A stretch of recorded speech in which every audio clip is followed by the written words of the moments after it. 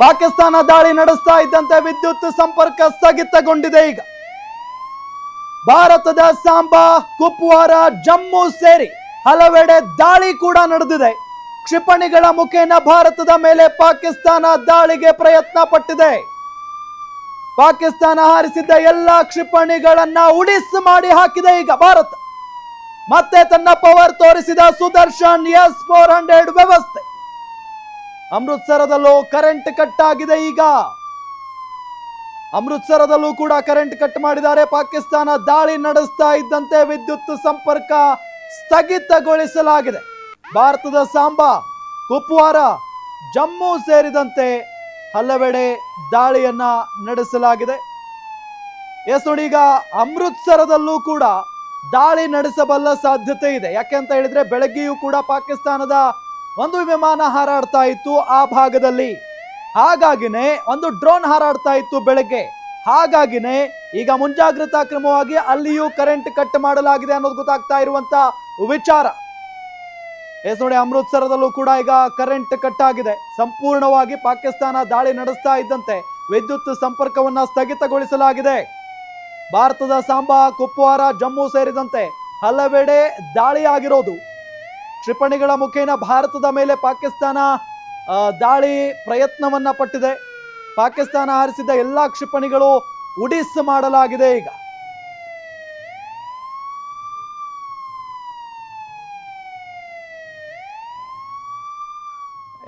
ಸತೀಶ್, ನಾವು ಗಮನಿಸ್ತಾ ಇದ್ದೀವಿ ಇಲ್ಲಿ ಪಾಕಿಸ್ತಾನ ಏನೇ ಪ್ರಯತ್ನ ಪಟ್ಟರೂ ಕೂಡ ಅದನ್ನ ತಡೆ ಹಿಡಿಯಬಲ್ಲ ಸಾಮರ್ಥ್ಯ ಭಾರತಕ್ಕಿದೆ. ಈಗ ಮಿಸೈಲ್ಗಳನ್ನು ಕೂಡ ಭಾರತ ಉಡಿಸ್ ಮಾಡಿ ಆಗಿದೆ.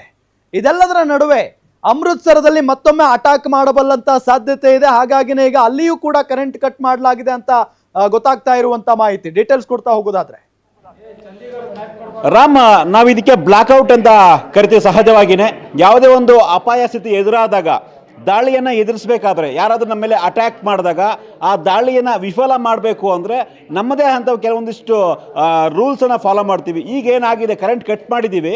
ಸೊ ಅದು ಭಾರತ ಸರ್ಕಾರ ಅಥವಾ ಆಯಾ ರಾಜ್ಯಗಳು ಮಾಡಿರ್ತಕ್ಕಂಥ ಕೆಲಸ. ಅಂದರೆ ದಾಳಿ ಆಗಬೇಕಾದ್ರೆ ಈ ತುಂಬ ಲೈಟ್ಸ್ ಇದ್ದರೆ ಅಲ್ಲಿ ಜನವಸತಿ ಇರುತ್ತೆ ಅಂತ ಲೆಕ್ಕ. ಹಾಗಾಗಿ ಅಲ್ಲಿ ದಾಳಿ ಆಗಬಹುದು. ಸೊ ಈ ರೀತಿಯ ಆದಾಗ ಇಡೀ ಪ್ರದೇಶ ಕತ್ಲಾದಾಗ, ಯಾವುದು ಬೆಳಕೆ ಇಲ್ಲ ಅಂದ ತಕ್ಷಣ ಎಲ್ಲಿ ಟಾರ್ಗೆಟ್ ಮಾಡಬೇಕು, ಮಿಸೈಲ್ ಆಗಿರ್ಬೋದು ಅಥವಾ ಡ್ರೋನ್ ಆಗಿರ್ಬೋದು, ಈ ರೀತಿಯ ದಾಳಿಗಳನ್ನು ತಡಿಬಹುದು. ಅಂದರೆ ಜನಸಾಂದ್ರತೆ ಜಾಸ್ತಿ ಇದ್ದ ಕಡೆ ಡ್ರೋನ್ಗಳು ಅಥವಾ ಮಿಸೈಲ್ಸ್ ಹಾಕುವಂಥ ಸಾಧ್ಯತೆ ಇರುತ್ತೆ. ಅಥವಾ ನಮ್ಮ ಸೇನಾ ನೆಲೆ ಆಗಿರ್ಬೋದು ಅಥವಾ ಬೇರೆ ಬೇರೆ ತುಂಬ ಇಂಪಾರ್ಟೆಂಟ್ ಆಗಿರ್ತಕ್ಕಂಥ, ಈಗ ಸೇನಾ ನೆಲೆ ಜೊತೆಗೆ ಏರ್ಪೋರ್ಟ್ ಆಗಿರ್ಬೋದು ಅಥವಾ ಬಸ್ ನಿಲ್ದಾಣ ಆಗಿರ್ಬೋದು, ರೈಲ್ವೆ ಸ್ಟೇಷನ್ಸ್ ಆಗಿರ್ಬೋದು, ಇಲ್ಲೆಲ್ಲ ಸಹಜವಾಗಿಯೇ ಜನ ಜಾಸ್ತಿ ಇರ್ತಾರೆ. ಆ ರೀತಿಯ ಪ್ರದೇಶವನ್ನು ಗುರ್ತು ಮಾಡಿ ಅಲ್ಲಿ ಅಟ್ಯಾಕ್ ಮಾಡಬಹುದು. ಹೀಗಾಗಿನೇ ಈ ರೀತಿಯ ಅಟ್ಯಾಕ್ಗಳನ್ನು ತಡಿಬೇಕು ಅನ್ನೋ ಕಾರಣಕ್ಕಾಗಿಯೇ ಈ ರೀತಿಯ ಬ್ಲ್ಯಾಕ್ಔಟ್ ಆಗುತ್ತೆ. ಅಂದರೆ ಕರೆಂಟ್ ಕಟ್ ಆಗುತ್ತೆ, ಇಡೀ ಪ್ರದೇಶ ಕತ್ತಲನ್ನು ಆವರಿಸ್ಕೊಳ್ಳುತ್ತೆ. ಹೀಗಾಗಿನೇ ಸಹಜವಾಗಿಯೇ ಭಾರತ ಸರ್ಕಾರ ರಕ್ಷಣಾ ದೃಷ್ಟಿಯಿಂದ, ಭದ್ರತೆಯ ದೃಷ್ಟಿಯಿಂದ ಈ ಒಂದು ಕ್ರಮಕ್ಕೆ ಮುಂದಾಗಿದೆ, ಆಗ್ತಾ ಇದೆ.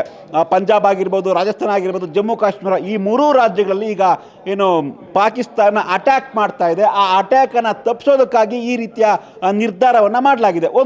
ಮತ್ತೊಂದು, ಈಗ ಏನು ಪಾಕಿಸ್ತಾನದ ಮಿಸೈಲ್ಗಳನ್ನು ನಾವು ಹೊಡೆದಾಕಿದ್ದೀವಿ, 8 ಮಿಸೈಲ್ಗಳನ್ನು ಹೊಡೆದಾಕಿದ್ದೀವಿ ಅನ್ನೋ ಮಾಹಿತಿ ಬರ್ತಾ ಇದೆ. ನಮ್ಮ S-400 ಸುದರ್ಶನ, ಈ ಒಂದು ರಷ್ಯಾ ನಿರ್ಮಿತ ನಮ್ಮ ಡಿಫೆನ್ಸ್ ಮಿಸೈಲ್ ಇದು. ಸೊ ಈ ಒಂದು ಡಿಫೆನ್ಸ್ ಮಿಸೈಲಿಂದ ಪಾಕಿಸ್ತಾನದ 8 ಮಿಸೈಲ್ಗಳನ್ನ ಹೊಡೆದಾಕಿದ್ದೀವಿ ಅನ್ನೋ ಒಂದು ಮಾಹಿತಿ ಬರ್ತಾ ಇದೆ. ರಾಮ್, ತುಂಬ ಪವರ್ಫುಲ್ ಡಿಫೆನ್ಸ್ ಮಿಸೈಲ್ ಇದು, ನಮ್ಮ S-400 ಸುದರ್ಶನ ಈ ಮಿಸೈಲು. ಇದರಿಂದ ಈಗ 8 ಮಿಸೈಲ್ಗಳನ್ನ, ಅಂದರೆ ಪಾಕಿಸ್ತಾನದ F-14 ಏನು ದಾಳಿಗೆ ಮುಂದಾಗಿತ್ತು, ಅದು F-14 ಪಾಕಿಸ್ತಾನದ ಯುದ್ಧ ವಿಮಾನ, ಅದರಿಂದ ಭಾರತದ ಮೇಲೆ ದಾಳಿಗೆ ಮುಂದಾಗಿತ್ತು. ಈಗಾಗಲೇ ಅದನ್ನು ಹೊಡೆದಾಕಿರ್ತಕ್ಕಂಥ ಮಾಹಿತಿ ಬರ್ತಾ ಇದೆ. ರಾಮ್, ಜೊತೆಗೆ S-400 ಇದೆಯಲ್ಲ, ಸುದರ್ಶನ್ ಚಕ್ರ ಅಂತ ನಾವು ಅದಕ್ಕೆ ಹೆಸರಿಟ್ಟಿದ್ದೀವಿ.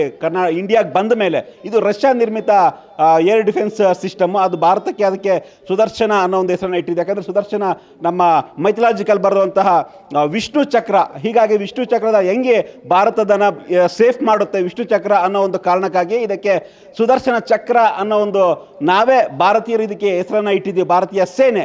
ಸೊ ಅದಕ್ಕೆ ತಕ್ಕಂತೆ ಇವತ್ತು S-400 ಸುದರ್ಶನ ಚಕ್ರ ಇವತ್ತು ಅದ್ಭುತವಾದ ಕೆಲಸವನ್ನು ಮಾಡ್ತಾ ಇದೆ. ಮಾರ್ನಿಂಗ್ ಕೂಡ ಅಮೃತ್ಸರದಲ್ಲಿ ಒಂದು ಮಿಸೈಲನ್ನು ತಡೆದಿತ್ತು.